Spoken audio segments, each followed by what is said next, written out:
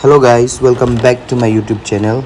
So if you are new to this channel, kindly like, share, subscribe, and do not forget to turn on your bell icon so you get notified of all the videos that I post. So today's topic is how to set a profile picture on Instagram. So it is very easy. You just need to go to your Instagram account, tap on this plus icon. As you can see, add a profile picture. Just tap on the add a profile picture icon. Choose from a library, import from a Facebook, take a photo. So you can do anything. Let me go to choose from a library. So as you can see, I've taken this.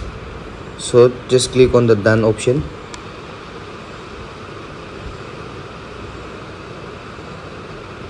Yeah, so here it goes. So here it goes. Your profile picture has been updated. So it is very simple, very easy. So I hope you like the video. Thank you.